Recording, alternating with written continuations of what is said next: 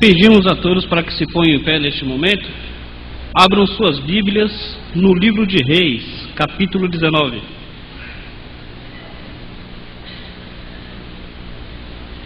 Falei o livro de Reis, mas não falei qual, né? É o primeiro. Primeiro Reis, capítulo 19.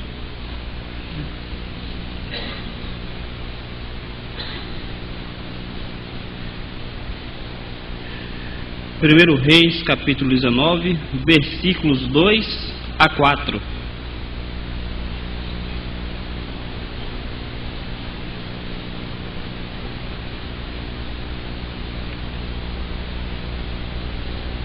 Primeiro Reis, capítulo 19, versículos 2 a 4, dizem da seguinte forma: Então Jezabel mandou um mensageiro a Elias a dizer-lhe: Façam-me os deuses como lhes aprouver, se amanhã, a esta hora, não fizer eu a tua vida como fizeste a cada um deles. Temendo, pois, Elias levantou-se para salvar a sua vida, e se foi, e chegou a Berseba, que pertence a Judá, e ali deixou seu moço.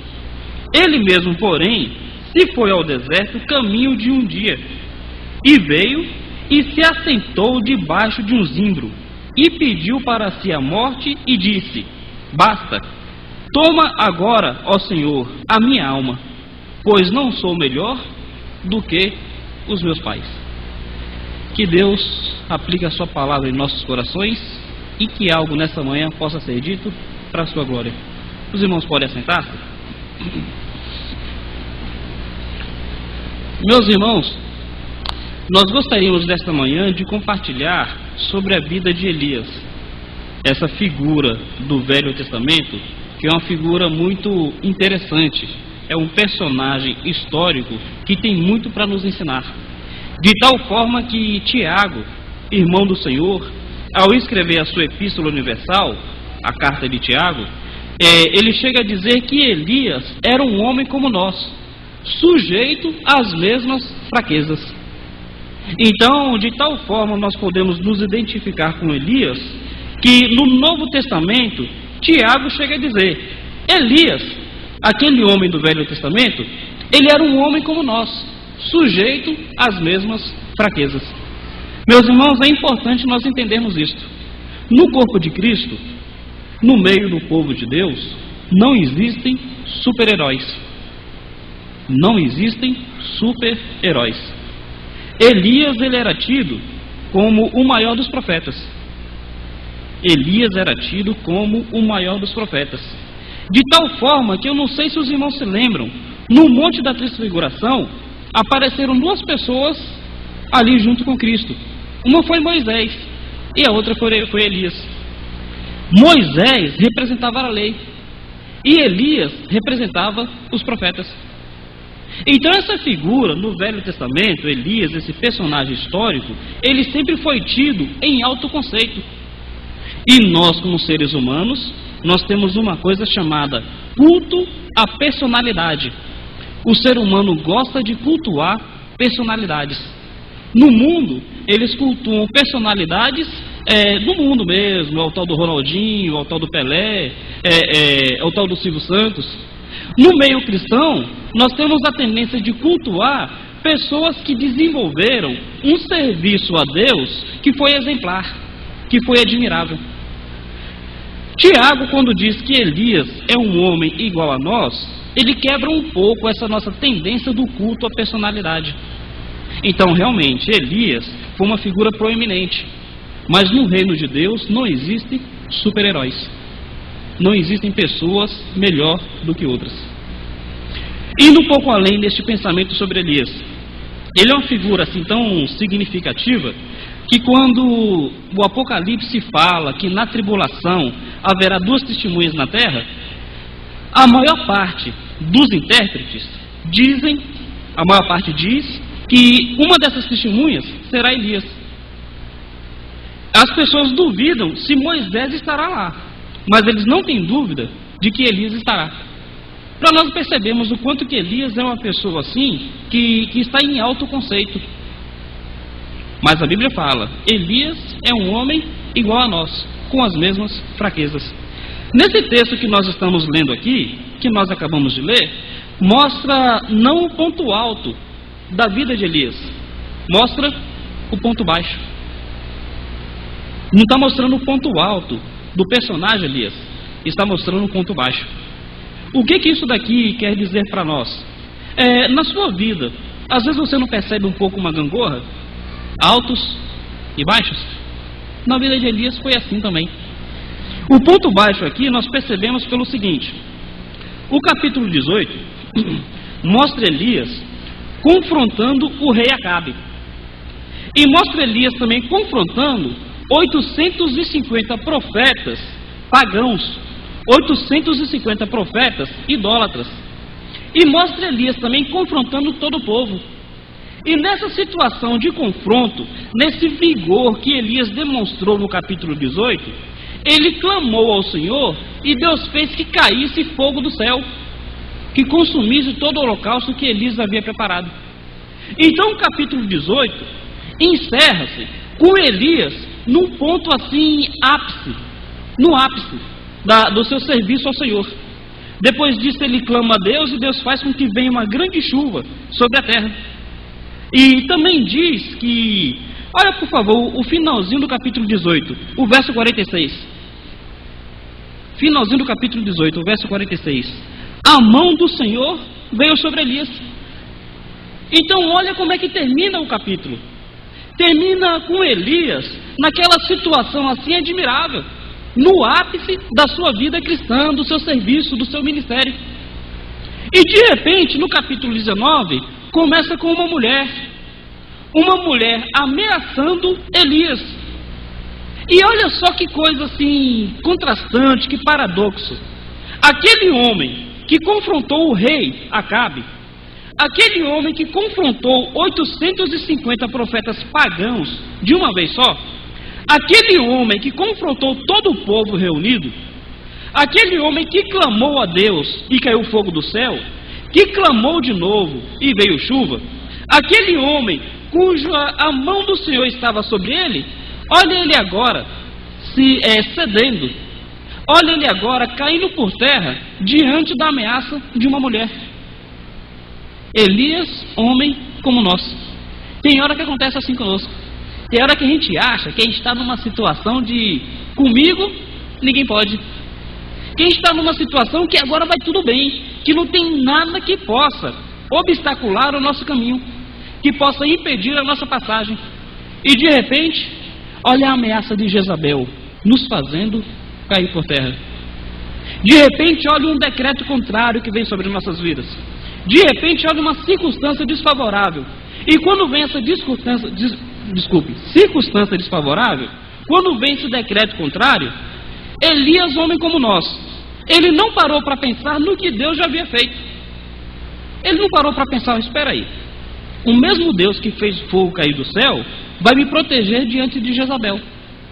O mesmo Deus que não deixou que Acabe colocasse as suas mãos sobre mim, irá me defender diante de Jezabel. Elias não parou para pensar nisso. Meu irmão, acontece com você? Minha irmã, é a sua experiência? Deus trabalha na sua vida, Deus se mostra bondoso, Deus se mostra magnânimo, e Deus responde às suas orações. Mas de repente você passa por uma situação aflitiva, e você não para pensar no que Deus já fez até agora. Você só olha para o problema e de certa forma acaba duvidando se Deus vai agir de novo. Elias, homem como nós. Aconteceu com Elias e às vezes acontece conosco. Outra coisa que acontece com a gente e acontece também com Elias. Olha o verso 3. Temendo, pois, Elias levantou-se para salvar a sua vida. Verso 3 diz que Elias temeu e tentou salvar a sua vida. Isso quer dizer que Elias não queria morrer, concordam? Ele queria salvar a sua vida. E no verso 4, olha o que ele diz. Ele mesmo, porém, se foi ao deserto o caminho de um dia. Veio, se assentou debaixo de um zimbro e pediu para si a morte. Olha que coisa assim contrastante, que coisa assim difícil de compreender.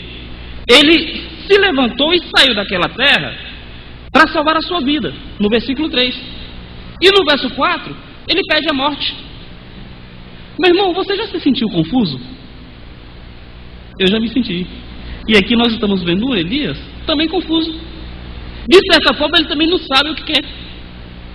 Elias, homem como nós. Meus irmãos, a palavra de Deus faz questão de dizer que não existe super-heróis. Nós que muitas vezes, por causa do nosso ego, queremos ser super-heróis. Mas não existe super-heróis no reino de Deus. Elias não era. E a pergunta que eu gostaria de compartilhar com os irmãos, não é se Elias é uma pessoa como nós, porque a Bíblia fala que ele é. A pergunta que eu gostaria de considerar com os irmãos dessa manhã é se nós estamos dispostos a sermos servos como Elias foi. Percebe? Não é pergunta se Elias é como nós, é se nós estamos dispostos a sermos servos como Elias foi. As pessoas registradas na Bíblia, elas não estão ali para serem admiradas, elas estão ali para serem imitadas. Elias não é uma figura expressa nas Escrituras para que nós o coloquemos no pedestal e nós digamos, puxa, como Elias serviu bem ao Senhor.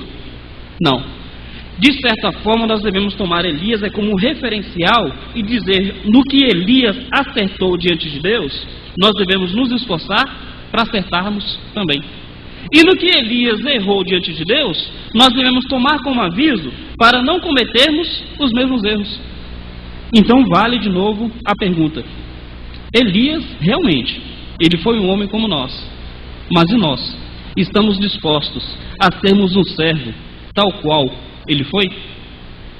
Interessante que a época de Elias se identifica muito com a nossa época. A época de Elias foi uma época de grande apostasia. O grande confronto do capítulo 18, está Elias diante do povo e 850 profetas. E Elias pergunta, a quem vocês vão seguir? A Deus ou a Baal? E o povo fica na dúvida, o povo fica sem dar resposta nenhuma. São os nossos dias.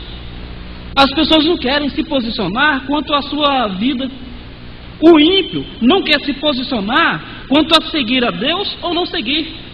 E o crente não quer se posicionar quanto a uma entrega total ao Senhor ou uma entrega com reservas.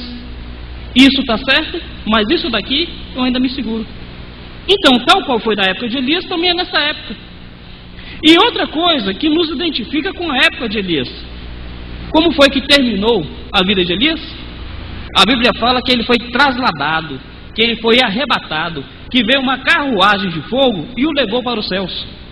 Meus irmãos, qual é o grande acontecimento que a Igreja de Cristo espera e anseia? Qual é o grande acontecimento que está às portas? De tal forma que a igreja termina dizendo, ora vem, Senhor Jesus. Da mesma forma que Elias foi levado ao céu, a igreja de Jesus Cristo aqui na terra está esperando, está ansiando pelo dia onde o Senhor também nos tirará deste mundo, onde o Senhor nos trasladará para a glória eterna, onde o Senhor nos arrebatará. Então percebam, Elias é um homem como nós.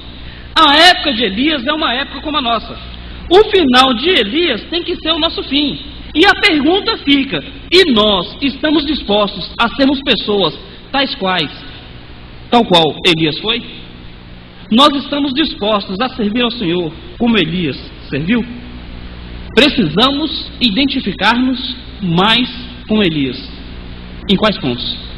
Eu gostaria de compartilhar aqui nesta manhã alguns pontos específicos. Eu tenho 5. Se o tempo deixar, eu compartilho 5. Se não, a gente compartilha 3. Em primeiro lugar, precisamos identificar-nos mais com Elias quanto à questão de convicção pessoal. Você está aí no capítulo 19 de 1 Reis. Volte uma página e olhe o capítulo 18. Precisamos nos identificar mais com Elias quanto à questão de convicção pessoal. Observe o verso 21. Então Elias se chegou a todo o povo e disse, até quando cocheareis entre dois pensamentos? Se o Senhor é Deus, seguiu. Se é Baal, seguiu. Porém o povo nada lhe respondeu. Meus irmãos, Elias, ele se identificou em sua época por ser uma pessoa de convicção, por ser uma pessoa de posicionamento espiritual e de posicionamento firme. Ele sabia em quem ele tinha crido. E ele sabia de que forma que o seu Senhor queria que ele servisse. E nós devemos nos identificar com Elias quanto à questão das nossas convicções pessoais, quanto à questão do nosso posicionamento. Eu gostaria de dizer para os irmãos que o povo de Israel, neste caso aqui específico, ele não estava querendo abandonar o Senhor para servir a Baal. Não, não. O que eles queriam era ao mesmo tempo servir ao Senhor e também servir a Baal. O que acontecia ali era uma mistura. Era o que nós conhecemos hoje como sincretismo. Era um pé lá e um pé aqui. Por isso que a expressão aqui é cocheareis. Sabe o que é cochear? É pisar de um lado e pisar do outro. Então não é que o povo de Israel queria abandonar o Senhor para servir a Baal. Pelo contrário, o que ele queria ao mesmo tempo servir ao Senhor e servir a Baal. Jesus Cristo, ele também disse a mesma coisa. Ele disse: não podeis ter dois senhores, porque ou há de agradar um e aborrecer o outro, ou vice-versa. E Jesus Cristo, ele diz: não podeis servir ao Senhor e às riquezas. Meus irmãos, é importante que nós nos posicionemos. Como é que está a nossa vida cristã? Como é que está a nossa realidade espiritual, as nossas convicções? Escolhei hoje a quem quereis servir. Interessante que a mensagem de Elias é a mensagem do tudo ou nada. Ele fala: olha, se quiser servir Baal, sirva. Sirva, abandone o Senhor e vá servir a Baal. Mas se você tem certeza que você não pode viver sem o Senhor, então abandone a Baal e sirva ao Senhor. Meus irmãos, ter posição, ter convicção firme, realmente é partir para o tudo ou nada. Ou vai ou não vai. Ou 8 ou 80. Aí tem aqueles que vão dizer: mas isso é radicalismo. E quem disse que servir ao Senhor, às vezes não quer dizer ser radical. Cristo foi radical. Se o teu olho te escandaliza, o que faz? Isso é radicalismo. Dizer para arrancar o olho é radicalismo. E ele diz de novo: se a tua mão te escandaliza, o que faz? Arranca. Se a tua perna te escandaliza, o que faz? Arranca. Isso é ser radical. O apóstolo Paulo, ele foi radical. Ele disse: se comer carne escandaliza o meu irmão, nunca mais comerei carne. Meus irmãos, essa ideia de nós temos que ser flexíveis, nós temos que ter esse negócio de meio termo, olha, tem um quê de sabedoria. Mas nós devemos nos perguntar: às vezes essa sabedoria não é tão somente carnal? Às vezes essa sabedoria não é tão somente humana? Às vezes essa sabedoria não é tão somente mundana? Elias, quando ele se identificou na questão de convicção pessoal, não teve meio termo. E em relação às coisas do Senhor, não tem meio termo. Se o Senhor é Deus, siga o Senhor. Se é Baal, siga Baal. Não podeis ser dois senhores. Meus irmãos, precisamos ter mais convicções. Tem um filme muito bom. Esse filme ele é secular e narra uma história verídica. É um filme secular que narra uma história verídica. O nome desse filme é Carruagens de Fogo. Eu já citei esse filme aqui de outra feita. Qual é a história do filme Carruagens de Fogo? Narra a vida de um personagem histórico, um personagem verídico, chamado Eric Mendel. Esse Eric Mendel, ele era filho de missionários. Ele era um jovem inglês, cujos pais eram missionários na China. E ele estava estudando na Inglaterra. E ele tinha se destacado na questão do atletismo. Na questão dos esportes, ele estava em proeminência. E ele tinha uma luta interior.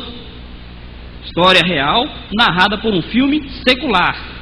A luta desse jovem era o seguinte: ou ele conquistaria a fama do mundo como um atleta, ou ele se tornaria um missionário na China. Essa era a luta pessoal dele. Assim como o povo, na época de Elias, ficava cocheando entre Baal e entre Deus, esse jovem tinha uma crise no seu coração. E todos nós passamos por essa crise. Todos nós, às vezes, cocheamos. Por isso a necessidade de uma posição, de uma convicção pessoal. E como é que termina a história verídica deste jovem? Esse jovem, ele precisava participar de uma competição muito aclamada. Eu creio que eram as Olimpíadas da época, mas eu não vou arriscar a ser dogmático em dizer que eram as Olimpíadas, porque realmente, no momento, me falha a memória, eu não tenho certeza. No entanto, era uma atividade esportiva de muita proeminência na época. Desculpe. E essa atividade esportiva se daria no domingo. Sabe o que Érico Mendes falou? Domingo é dia do Senhor, não é dia de atletismo. Isso foi há uns 70, 80 anos atrás, que narra a história. E enquanto ele falava que não ia competir, apesar de ter fortes chances de ganhar, todo mundo começou a dizer que aquele jovem era fanático. Isso é fanatismo, isso é radicalismo, isso é extremo. E disseram para o Lorde, era Inglaterra, né? Disseram para o Lorde, esse jovem é um fanático.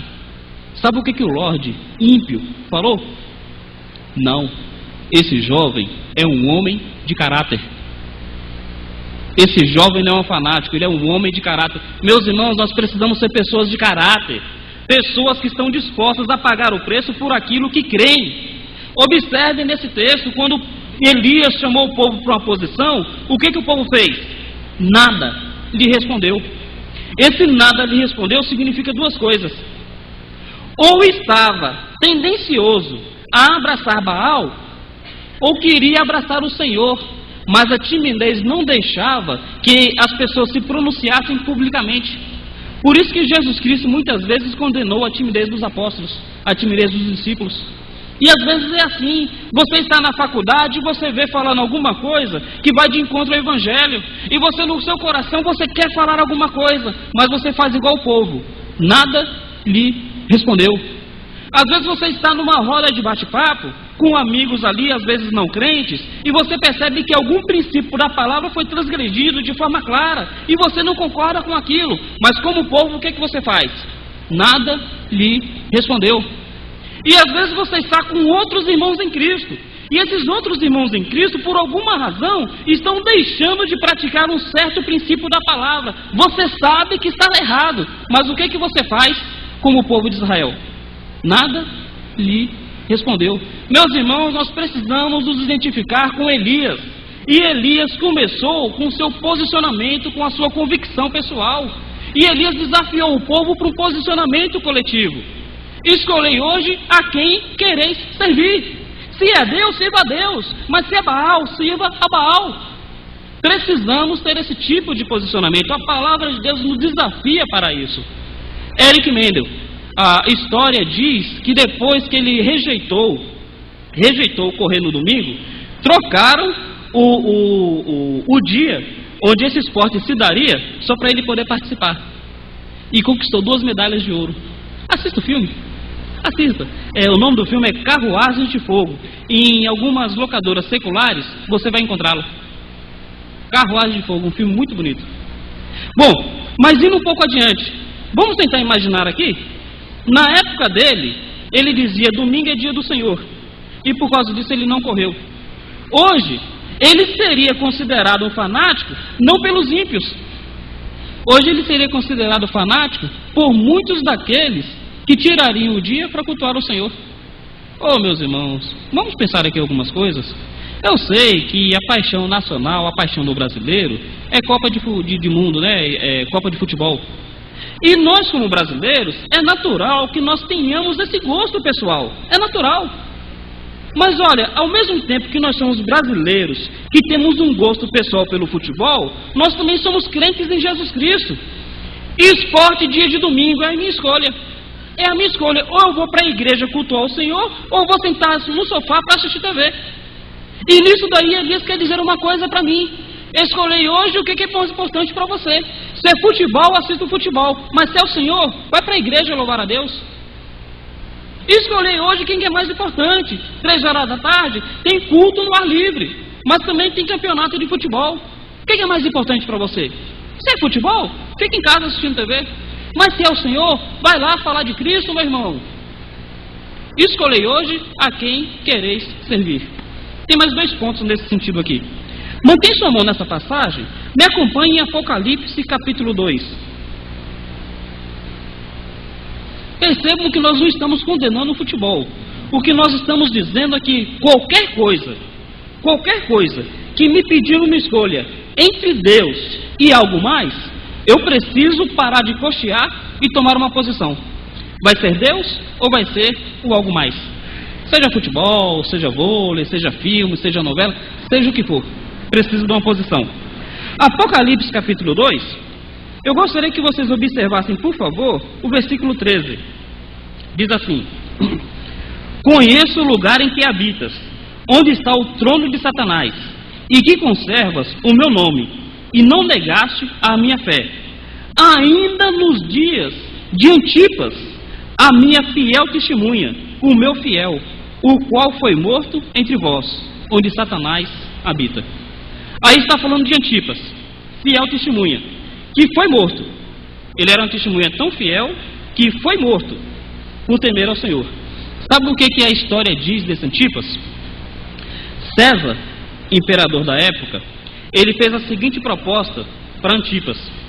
Tinha uma imagem de César, deram um incensário para ele e disseram: olha, Antipas, a gente vai aceitar a sua religião, a gente vai aceitar o cristianismo, contanto que você aceite a adoração a César.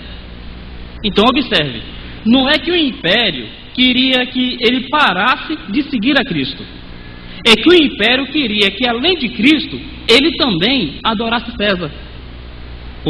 Estão entendendo qual é a situação? É igual o povo de Israel. Não era que o Baal queria que eles abandonassem Yahvé, queria que servisse a Baal e Yahvé ao mesmo tempo. Da mesma forma nessa situação aqui, o cristianismo seria aceito pelo Império Romano na vida de Antipas, se Antipas também aceitasse a adoração a César. Então o que Antipas deveria fazer? Antipas estava com o incensário na mão e ele deveria oferecer aquele incensário para César e dizer: César é o Senhor, César é o título do imperador. Sabe o que essa fiel testemunha aqui fez? A história diz que ele pegou aquele incensário, foi na estátua, atirou o incensário com toda a força contra a estátua e gritou: só Jesus é o Senhor. Convicção, posicionamento, mesmo em face da própria vida. Aqui está dizendo: Antipas, a minha fiel testemunha, o qual foi morto, porque era fiel, porque tinha convicção. Meus irmãos, olhem, em nossos dias, nós não precisamos, nós não estamos numa situação em que a nossa vida corre risco. Graças a Deus por isso. Mas se minha vida não está em risco, às vezes o que estará em risco é o meu gosto pessoal. Às vezes o que estará em risco são os meus prazeres. Às vezes o que estará em risco será a minha comodidade. E a grande pergunta é: até quando você estará cocheando entre o que você quer e entre o que Deus quer para a sua vida? Entre o seu gosto e o gosto de Deus, entre a sua vontade e a vontade de Deus. O que é mais importante? É a sua vida ou o que Deus quer para a sua vida? Posicionamento. Ainda no capítulo 2, eu gostaria que você observasse o versículo 20. Diz assim: tenho, porém, contra ti o tolerares que essa mulher, Jezabel, olha, a mesma Jezabel, essa mulher que a si mesmo se declara profetiza, não somente ensine, mas ainda seduza os meus servos a praticarem a prostituição e a comerem coisas sacrificadas aos ídolos. Eu vou explicar este verso aqui e vai doer no ouvido de muita gente. Vou explicar este verso e vai doer no ouvido de muita gente. O que esse verso aqui está dizendo?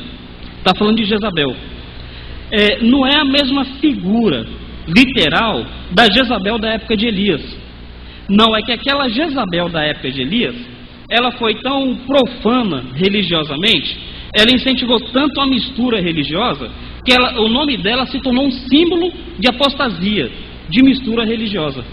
De tal forma que quando cita aqui Jezabel, está citando aquela mesma mulher como símbolo da apostasia da época.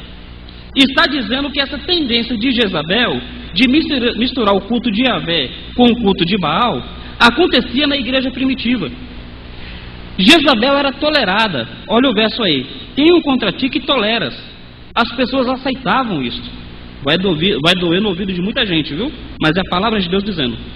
As pessoas aceitavam Jezabel, essa mistura religiosa daquela época, de tal forma que as pessoas comiam carne sacrificada a ídolos. Comer traz consigo a ideia de aceitação. Por isso que a expressão maior de comunhão no corpo de Cristo é a ceia. Comer junto. Comunhão é isso, comer junto. Então o comer coisas sacrificadas era comunhão com aquelas coisas. Meus irmãos, é necessário convicção pessoal. Nós vivemos épocas de grande mistura religiosa e grande apostasia. Os irmãos são testemunha que em 4 anos aqui, poucas vezes eu cheguei a pregar sobre a tendência religiosa das nossas épocas. Mas às vezes é preciso mostrar convicção.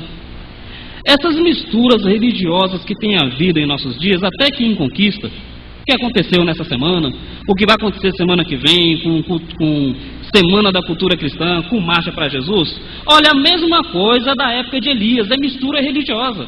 E a mesma coisa da época de Apocalipse aqui, é mistura religiosa.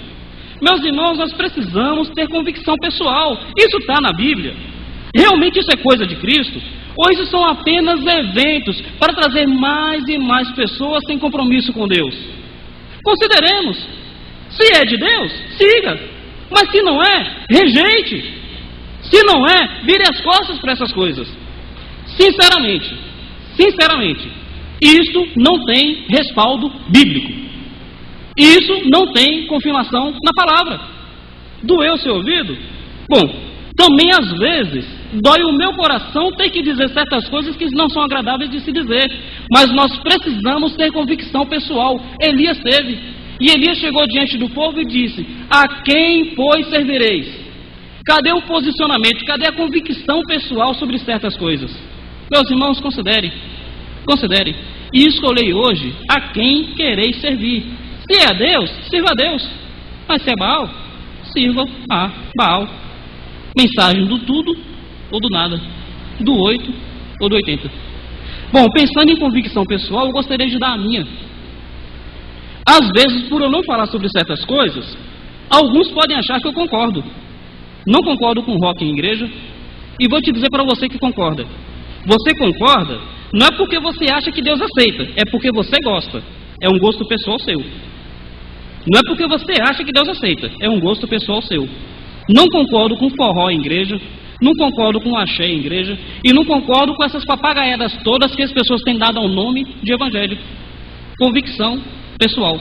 Não concordo, não aceito, não é o meu perfil doutrinário, não é o meu perfil pastoral.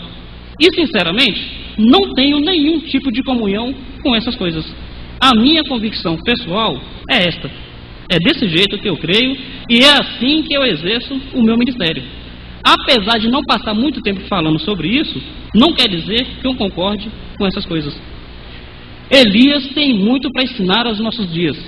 Começa com convicção pessoal. Escolhi hoje. O povo naquela época nada respondeu. E nós, meus irmãos, vamos responder o quê? Temos uma resposta tal qual a de Elias. Devemos nos identificar com Elias também na nossa preocupação com o altar do Senhor. Olha lá 1 Reis, capítulo 18. Preocupação com o altar do Senhor. Elias manifestou essa preocupação. Capítulo 18. Observe, por favor, o versículo 30.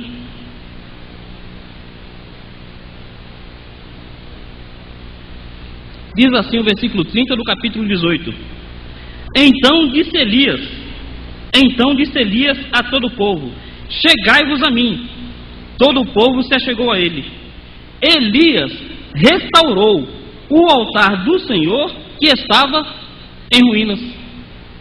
Elias restaurou o altar do Senhor que estava em ruínas. Isso me traz 2 lições. Primeiro, a preocupação de Elias com o altar do Senhor.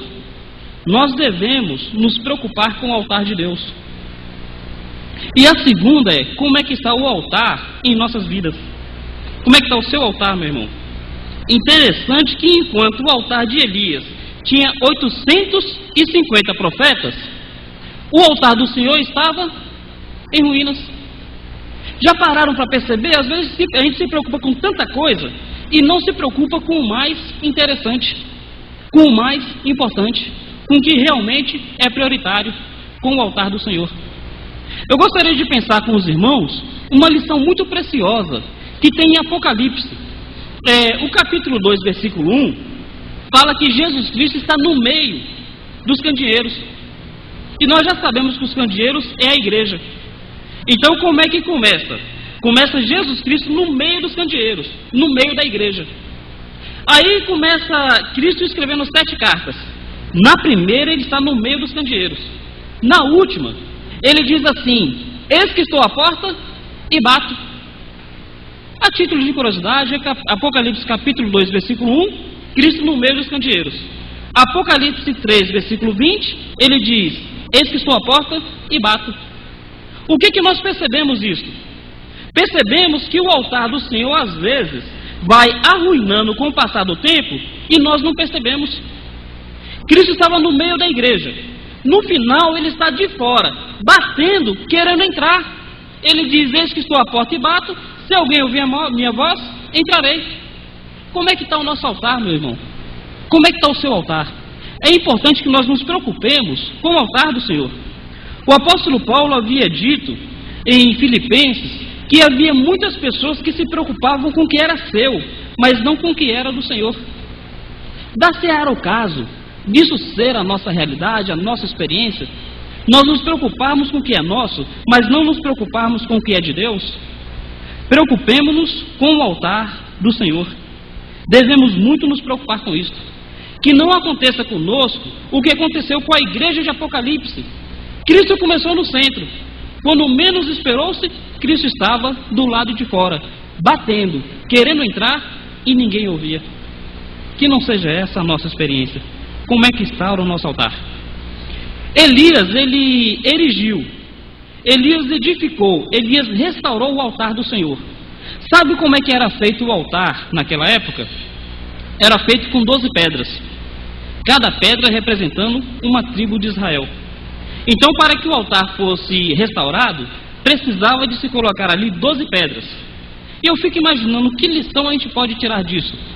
Essas 12 pedras são as diversas áreas de nossas vidas. Para que o altar estivesse completamente restaurado, precisava que as 12 pedras estivessem presentes. Para que o altar do Senhor em nossas vidas também esteja restaurado, nós precisamos considerar as diversas áreas das nossas vidas. Considere as diversas áreas da sua vida, meu irmão. Casamento. Como é que está o seu casamento? Será que de alguma forma tem algo ali que precisa ser restaurado? Considera, diante de Deus, diante de Cristo, diante da sua palavra. Às vezes o marido é um pouco grosso. Um pouco? Estou sendo carinhoso com os maridos, né? Às vezes o marido é muito grosso com a esposa. Considera, será que não há necessidade de ser restaurada essa área? Às vezes a esposa não é atenciosa com o marido como devia ser. Considera, será que não precisa restauração nessa área? 12 pedras. Outras áreas que podemos pensar: pais com filhos, filhos com pais. Cadê o respeito? Respeito de filho para com pai. Obediência. Vida com Deus. Jesus Cristo disse em Apocalipse para uma igreja, disse assim, tenho contra ti que deixaste teu primeiro amor. Como é que está o nosso primeiro amor para com as coisas do Senhor? Diversas áreas que nós precisamos prestar atenção para que haja restauração. Área financeira, compromisso com Deus, compromisso com missões, dívidas pessoais. Considera com Deus. São áreas que de repente Deus quer trabalhar na sua vida. Eu tenho percebido Deus querendo trabalhar na minha vida em diversas áreas. Então, 12 pedras, diversas áreas que precisam ser observadas. Precisamos nos identificar mais com Elias. Como é que eu gostaria então de encerrar, já que o tempo não deixa a gente ir adiante? Tem muita coisa que eu gostaria de compartilhar, mas eu vou terminar assim. Devemos nos identificar mais com Elias em sua intimidade com Deus. Elias foi um homem de profunda intimidade com Deus. Precisamos ter mais intimidade com o Senhor. E meus irmãos, este ponto aqui eu gostaria de explorar um pouco mais. Olha 1 Reis, capítulo 19. versículo 11 até o 13, diz assim: intimidade com Deus. Disse-lhe Deus: sai-te e põe-te neste monte, perante o Senhor. Eis que passava o Senhor, e um grande e forte vento fendia os montes e despedaçava as penhas diante do Senhor. Porém o Senhor não estava no vento. Depois do vento, o terremoto, mas o Senhor não estava no terremoto. Depois do terremoto, um fogo, mas o Senhor não estava no fogo. E depois do fogo, um vento tranquilo e suave. Ouvindo Elias, envolveu o rosto do seu manto e saindo, pôs-se à entrada da caverna. Eis que lhe veio uma voz e lhe disse: que fazes aqui, Elias? Ali nós percebemos uma experiência única, uma experiência singular. Elias, neste seu momento assim de declínio espiritual, onde ele se sentia lá embaixo, ele procurou a face de Deus. Ele foi para um luzimbro, para um local no deserto, se assentou e falou: Deus, toma-me agora, porque eu não sou melhor do que os meus pais. E Deus, ele procurou de alguma forma produzir em Elias um crescimento espiritual. E esse crescimento se deu através de uma intimidade mais com o Senhor.